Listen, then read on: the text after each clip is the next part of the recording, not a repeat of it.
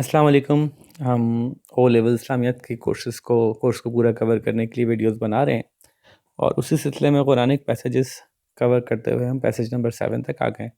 Total 15 passages हैं और इसमें मैं आपसे डिस्कस करूंगा कि चूँकि एग्जैक्टली हमें मार्किंग स्कीम मिली भी है तो हम डायरेक्टली वही कवर करेंगे कि मार्किंग स्कीम में हमसे क्या रिक्वायर्ड है और उसके ऊपर मैं कुछ बिल्ड अपॉन करूँगा कि हम एडिशनली क्या क्या पॉइंट्स दे सकते हैं। तो डायरेक्टली हम आते हैं क्योंकि पूरी सीरीज़ में हम डिस्कशन करते हुए आ रहे हैं, तो मैं ज़्यादा इंट्रोडक्शन में टाइम वेस्ट नहीं करूँगा, शुरू करते हैं। ये है पैसेज नंबर 7। अगर आपको याद हो तो passage 1 to 5 Allah about himself था कि थे सारे। अब पैसेज 6 से ऑनवर्ड चल रहे हैं God's relationship with the created world. 6 में सूरह फातिहा थी, उसमें भी यही था। 7 में भी अब अल्लाह ताला का अपनी मखलूक से क्या रिलेशनशिप है इसके बारे में एक्सप्लेनेशंस हैं। तो सबसे पहले तो हम पैसेज देख लेते हैं। सूरह बकरा की 21 और 22वीं आयत है, जिसमें अल्लाह ताला ने बताया है कि इंसानों अपने खुदा की बात करो जिसने तुम्हें पैदा किया और तुमसे पहले वालों को पैदा किया ताकि तुम तक़वे वाले हो जाओ। ठीक है, अल्लाह से डरने वाले बनो, अल्लाह के करीब हो जाओ। जिसने तुम्हारे लिए अल्लज़ी जअल लकुमुल अर्ज़ फ़िराशन, जिसने तुम्हारे लिए ज़मीन बनाई, एज़ अ फ़र्श, आसमान बनाया। ठीक है, और छत के तौर पे, ठीक है, और उसमें से जो है वो पानी नाजिल किया और मुख्तलिफ़ तरह तरह के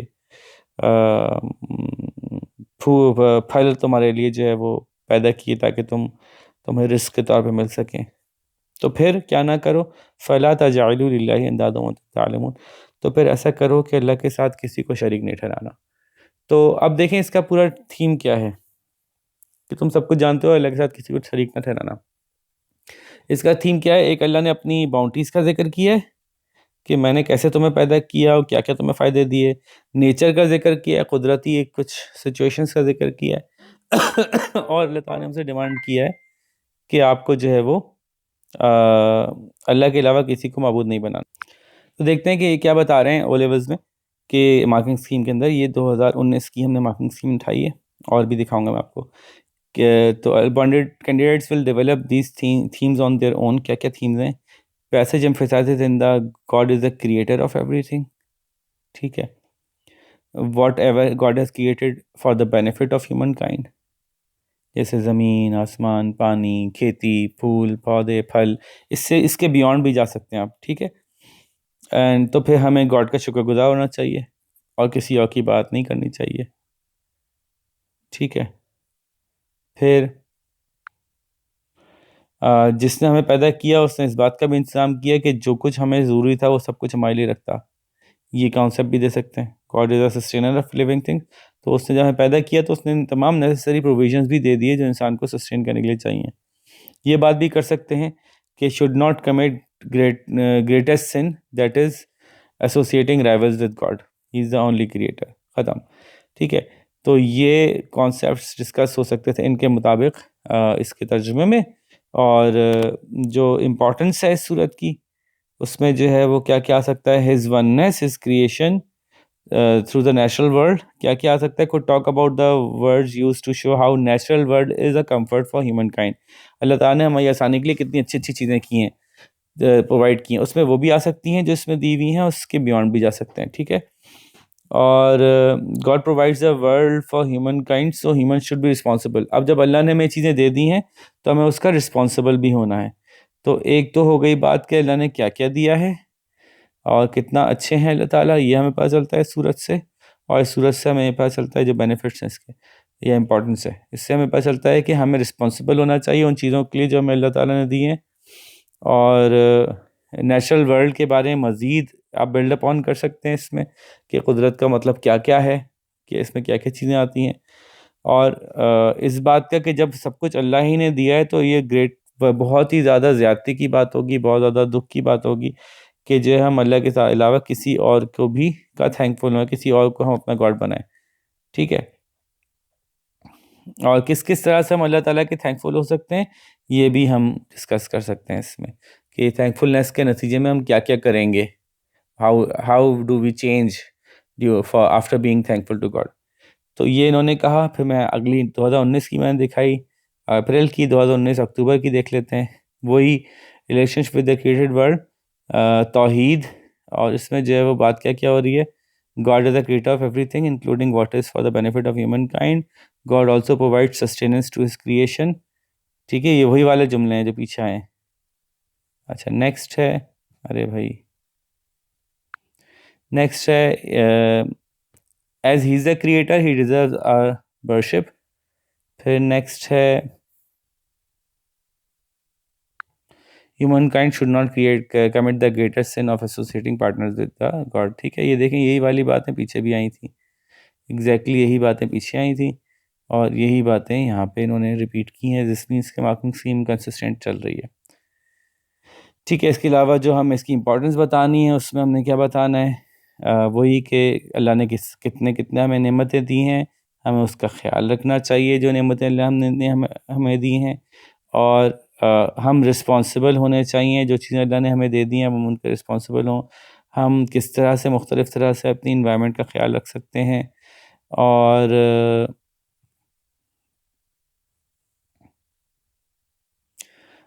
नेचुरल वर्ल्ड और उसके बेनिफिट्स जो इंसानों के लिए हैं वो क्या क्या हैं. और human should acknowledge that the sustenance has come from he, तो he is the only creator. ठीक है, ये जो तौहीद की बात हुई थी वो इसमें ज़रूरी थी. Candidate should also talk about ways in which Muslim can be grateful to God. Exactly यही बात पिछली दफ़ा भी आई थी. ठीक है, जल्दी से 2017 में थोड़ी पुरानी मार्किंग स्कीम उठाई थी हमने, इसमें देखते हैं कि क्या बात की है इन्होंने.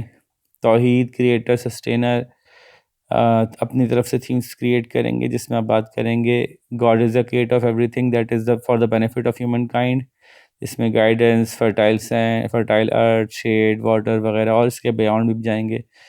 और we should be grateful to God, we should respect environment, humankind should not committed the greatest sin which is creating partners, associating partners with Allah. ठीक है, और इसकी जो इम्पोर्टेंस है उसमें बात करेंगे. This passage represents the themes of God and his creation and his oneness through natural world.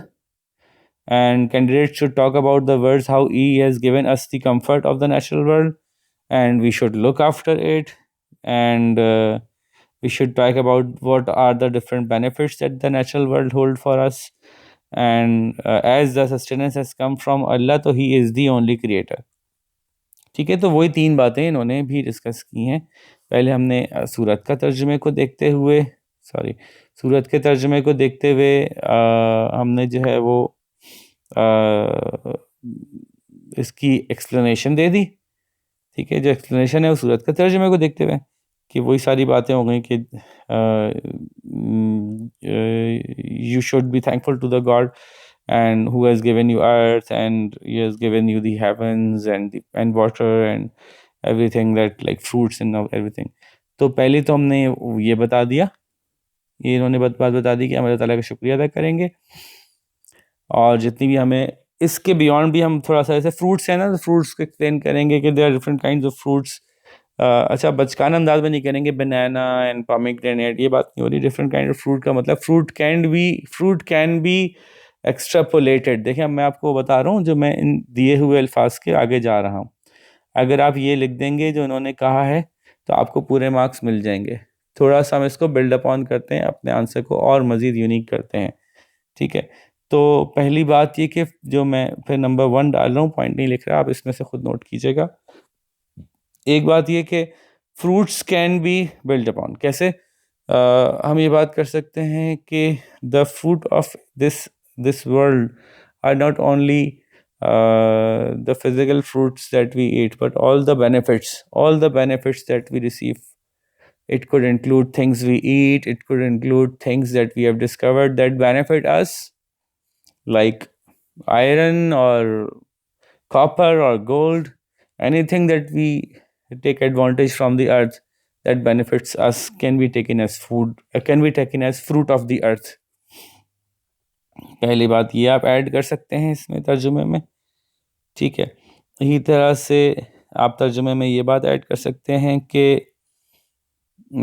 जो रेन है, रेन को थोड़ा सा स्ट्रांगली आप मज़ीद वो कर सकते हैं. From the heavens God has given us rain and many other things. ठीक है, लाइक सनलाइट. ठीक है, that is also very important for us. ठीक है, और इसी तरह से ऑल द हेवंस को भी आप एक्सप्लेन कर सकते हैं. Not only the haven, like the way we see it, it's not just a picture, but it serves a purpose. है ना, आसमानों को जब हम देखते हैं सिर्फ एक तस्वीर नहीं है, इसका पूरा एक पर्पस है. We are going in in our different orbits, and these orbits are there for a purpose.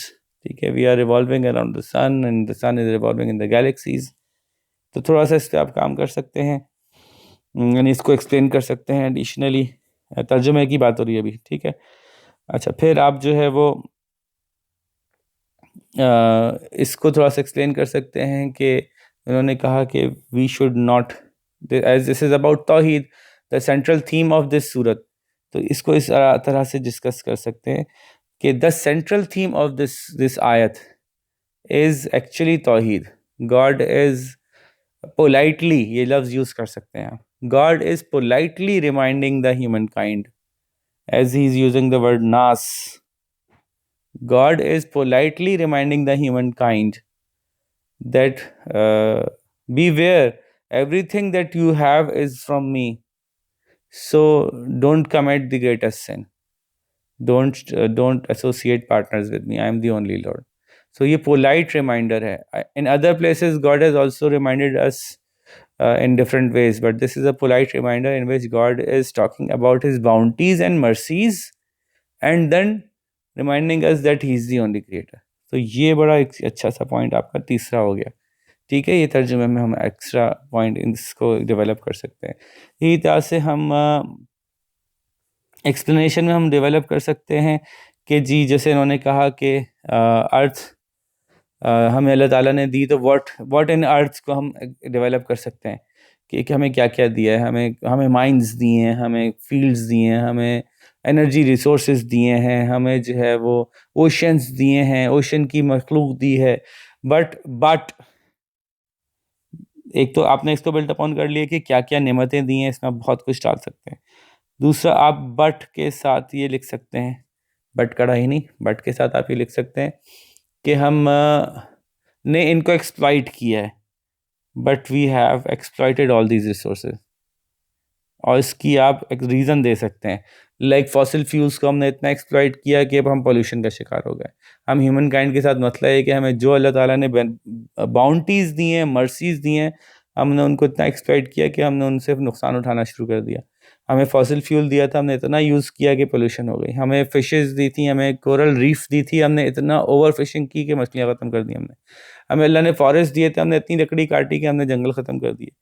तो ये कुछ मिसालें आप यहाँ पे दे सकते हैं.